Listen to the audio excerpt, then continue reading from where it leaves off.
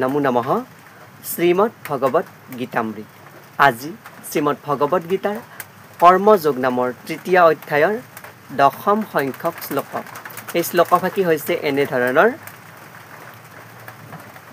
সহয়জ্ঞঃ প্ৰজাঃ সৃष्ट्वा পুৰোৱাচ প্ৰজাপতিঃ অনেন প্ৰসবিষ্যত্বম ঈশাৱুষ্টিষ্ট কামধুক।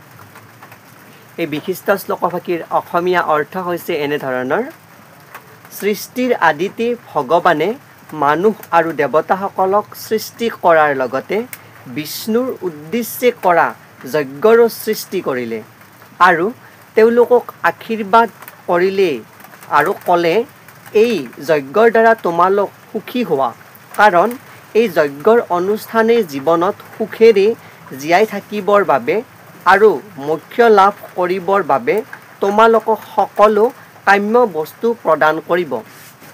শ্লোকভাগীৰ বক্তা হৈছে শ্ৰীমদ ভগৱত শ্ৰীকৃষ্ণ। ভগৱান শ্ৰীকৃষ্ণই সখা অৰ্জুনৰ আগত এই বিশিষ্ট শ্লোকভাগীৰ অৱতাৰণা কৰিছে। শ্লোকভাগীৰ প্ৰসংগত বহুকেইটা শ্লোকৰ অৱতাৰণা কৰিছে, যাৰ উদাহৰণ হিচাপে বহুখিনি কথাক অৱতাৰণা কৰি যজ্ঞৰ প্ৰাসংগিকতা উল্লেখ কৰিছে। যাক পূজন কৰি বিষ্ণুৰ পৰা বা বিষ্ণুক যজ্ঞ কৰি বিষ্ণুক সমৰ্পণ কৰি কৰা কৰ্মৰ দ্বাৰাই এই সংসাৰত দেৱতা আৰু মানুহে ইষ্ট সিদ্ধি লাভ কৰিব পাৰিব, তাৰ কাৰণে যজ্ঞৰ সৃষ্টি কৰা বুলি ইয়াতে অৱতাৰণা কৰিছে। সেই প্ৰসংগত এনেধৰণৰ: প্ৰজাপতি ভগৱান বিষ্ণুৱে এই জগতখন সৃষ্টি কৰি মায়াৰে বদ্ধ জীৱবিলাকক নিজৰ ঘৰলৈ উভতি যাবৰ বাবে এটা সুবিধা আগবঢ়াইছে। অৰ্থাৎ যিহেতু ভগৱান কৃষ্ণই সকলোকে সৃষ্টি কৰিছে, বিষ্ণুৱে সকলোক সৃষ্টি কৰিছে, সেই সৃষ্টিকৰ্তা পালনহৰ্তাৰ পৰা সমস্ত তেওঁ তাতে আকৌ বিলীন হোৱাৰ কাৰণে এটি সুগম পথ প্ৰদান কৰিছে। সেই সুগম পথটোৱেই হৈছে যজ্ঞ।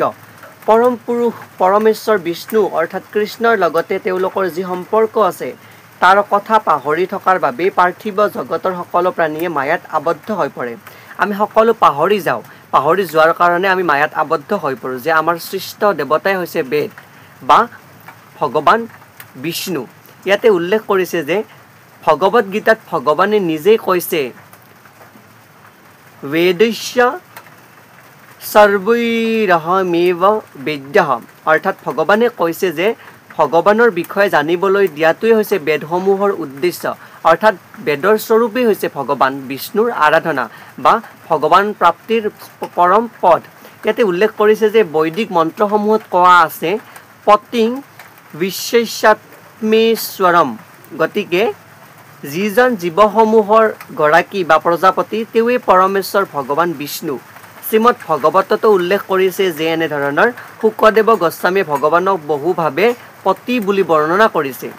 শ্ৰিয়ঃ পতিৰ্যজ্ঞপতিঃ প্ৰজাপতিৰ ধিয়ং পতিৰ্লোকপতিৰ্ধৰাপতিঃ পতিৰ্গতিচ্ছন্দকবৃঞ্চি সত্ততাম প্ৰসীদতাম মে ভগৱান সতং পতিঃ।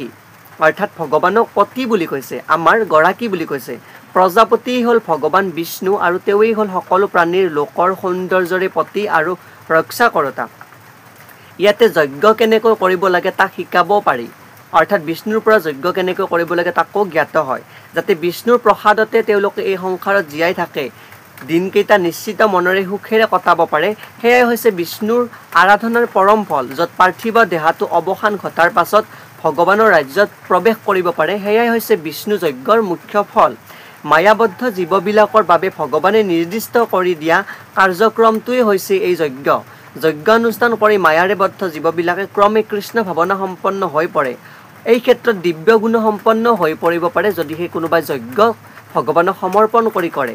ইয়াতে উল্লেখ কৰিছে বৈদিক শাস্ত্ৰসমূহে আকৌ সংকীৰ্তনক যজ্ঞ বুলি কৈছে। অৰ্থাৎ কীৰ্তন, ভগৱানৰ গুণানুকীৰ্তনকো বৈদিক শাস্ত্ৰসমূহে যজ্ঞ বুলি কৈছে। অৰ্থাৎ ভগৱানৰ নাম কীৰ্তন কৰিলেও সেই যজ্ঞৰ সমানেই ফল পোৱা যায়। কলি যুগৰ বাবে আটাইতকৈ উপদেয় যজ্ঞ বুলি কোৱা হৈছে এই নাম কীৰ্তনক।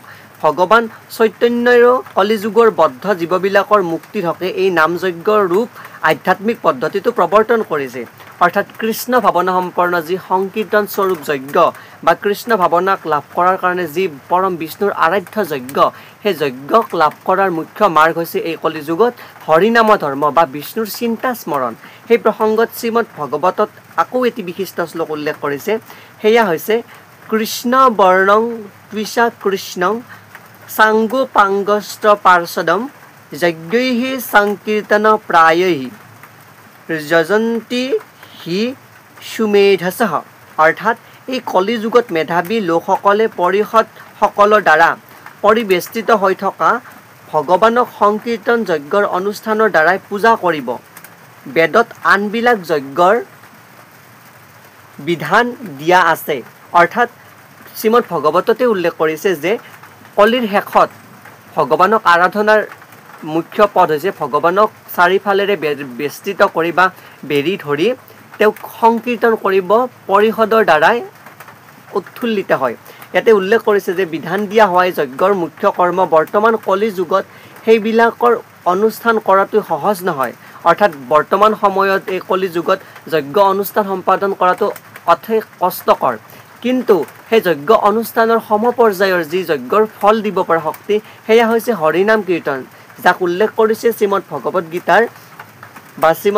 গীতাৰ নৱম অধ্যায়ৰ 14 নম্বৰ শ্লোকত যি সংকীৰ্তন যজ্ঞৰ বিধান দিয়া আছে তাৰ অনুষ্ঠান কৰাটো সহজ আৰু সেই অনুষ্ঠানে উদাৰভাৱে সকলো ধৰণৰ প্ৰয়োজন সিদ্ধ কৰিব পাৰে অৰ্থাৎ বক্ৰাদিক্ৰমে যজ্ঞৰ পৰৱৰ্তী পৰ্যায়ত সংকীৰ্তনক অৰ্থাৎ ভগৱানৰ গুণানুকীৰ্তনকো যজ্ঞৰ সমপৰ্যায়তা দান কৰিছে যাৰ দ্বাৰাই আমি ভগৱান বিষ্ণু বা শ্ৰীকৃষ্ণৰ পৰম পদ লাভ কৰিব পাৰোঁ বুলি ইয়াতে স্পষ্টভাৱে দাঙি ধৰিছে কিয়নো কলিৰ শেষত বা বৰ্তমান সময়ত যজ্ঞতকৈও শ্ৰেষ্ঠ মাৰ্গ হৈছে হৰিনাম কীৰ্তন কিন্তু যজ্ঞ কৰিলে যি ফল লাভ কৰা হয় সেয়াও হৰিনাম কীৰ্তন কৰিলেই লাভ কৰা হয় হৰিনাম কীৰ্তন কৰাত কোনো কষ্ট সাধ্য নহয় কিন্তু যজ্ঞ কৰিলে কিছুমান কষ্ট কৰিবলগীয়া হয় সেয়ে ভগৱান কৃষ্ণই উল্লেখ কৰিছে যে তোমালোকে যদি শক্তি আছে যজ্ঞ কৰা তাত মোৰ কোনো আক্ষেপ নাই মোক যজ্ঞ কৰিলে তোমালোকে লাভ কৰিবা কিন্তু যজ্ঞ কৰাত যে কষ্ট হ'ব সেই কষ্টতকৈ তোমালোকে যদি মোক পৰিবেষ্টিত কৰি হৰিনাম কীৰ্তন কৰা তাতো মই সন্তুষ্ট হ'ম তাতো তোমালোকে কৃষ্ণ ভাৱনা সম্পন্ন হ'বা